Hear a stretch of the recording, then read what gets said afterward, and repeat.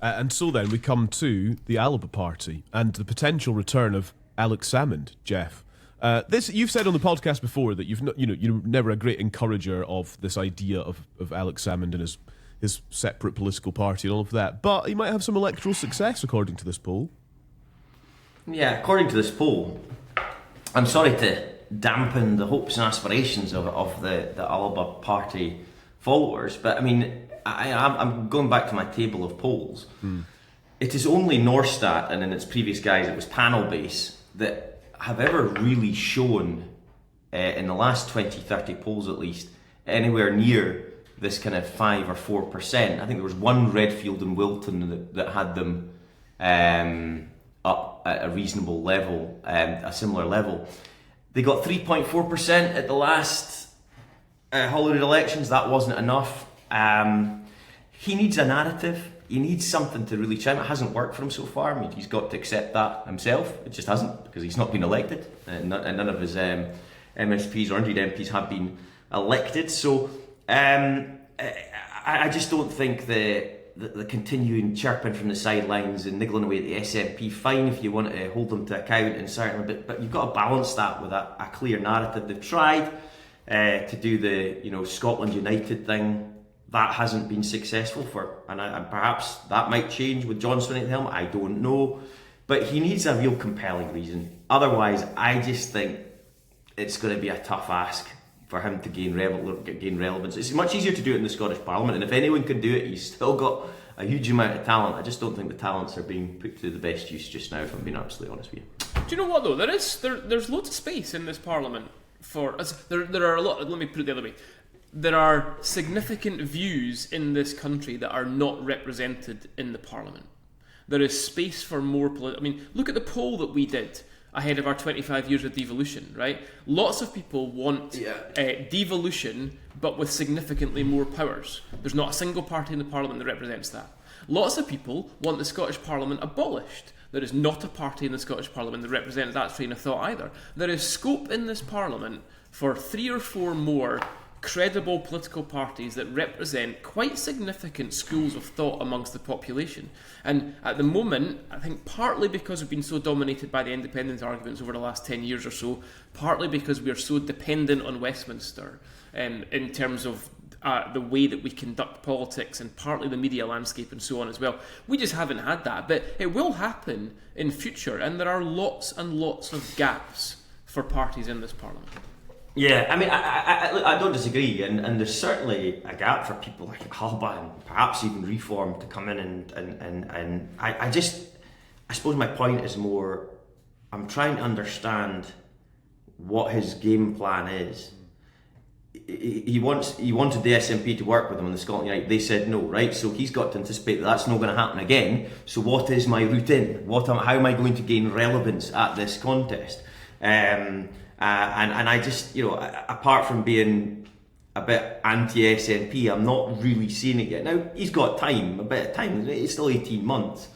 I would have much preferred, I've said it before, I'll say it again, much preferred if there was a non-party, pro-independence kind of umbrella movement that tried to align the stars outside of the SNP, so you're not relying on the SNP for all of the independence thinking that needs to go on, and I think that would have been better suited, in my opinion. But that's just my opinion, and I'm sure you will seek to prove me wrong. Well, the thing I don't get, Geoff, right, and you will know better than me. The thing I don't get about ALBA is, for me, they have no message other than we're the place where disgruntled SNP folk go when they fall out with the leadership, right? That's all.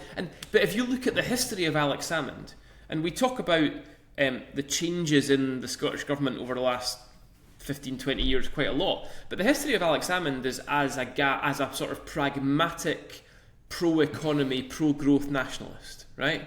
If you look at ALBA's actual policy, because I remember doing it before our 25 years of devolution event when Salmond came on the podcast, if you look at their policy, they're to the left of the Scottish Government. They were to the left of the Scottish Government when the Greens were in. I mean, in terms of policy platform, it bears no resemblance whatsoever to the Salmond of 15 years ago. It's an uber left-wing platform, which to me just looks weird. I don't get where he's actually trying to take this.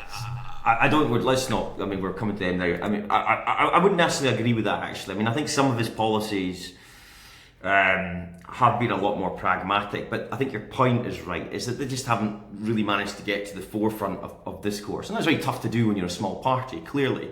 But all they're being labelled as just now is the disgruntled SNP, you know, and have a crack at them. That's my overarching point. You need to establish yourself a core policy platform, and I don't think it would serve them well, in my opinion, to go lefter. I think look at what the Labour Party are doing. They're trying to emulate what the SNP did in 2007, as we discussed earlier. So I don't think it would serve the SNP or ALBA to go left at that. In my opinion, just my opinion again. I'm sure also people will disagree, but it's a tall order for them, I would say. Yeah. Guys, thank you very much. Thank you. We really picked that apart today, which is really, really good. One thing to mention is this story that's floating around this week about SNP ministers considering ending free subsidies. This was reported by The Times. And I think this is something that we'll return to next week in the programme for government, because we'll get more. This was the kind of speculation about university tuition and bus travel and school meals and free prescriptions. All of these things on the table as part of cost cutting. But I think what we'll do is we'll hold off on that until we actually hear the programme for government and what is and isn't going to happen. Makes sense, and I'm sure we've got a few anoraks amongst our listeners. Would highly recommend the Scottish Fiscal Commission report. It's actually fascinating, and it shows you how the interrelationship with the UK government and the decisions they're making impacts the Scottish government, but also the decisions that the Scottish government themselves have made is having on public finances. It's utterly fascinating. It's really worth a read. It explains it. It's a really good explainer. Yeah. So I think it's just worth noting that we are aware that is bubbling, that we are kind of into it, but we'll hold off until the programme for government tells us what exactly is going on with that. Stay with us. Join us again next week for that. Join us over the course of the weekend. You'll hear our podcast from the pub at SNP Party Conference in Edinburgh as well. We're looking forward to that. Geoff and Andy, thank you. Thank you. Thanks for listening. Tell your friends. Let's add to the brilliant people who are listening to Holyrood Sources. We're so glad to have you there. Lots more to come, and we'll talk to you again soon. Thank you so much for watching. Press subscribe and you'll get all the best videos offering insight on Scottish politics delivered straight to your feed. Press subscribe and stick around. And if you'd like to hear our conversations in full, open up your podcast app and search for Holyrood Sources.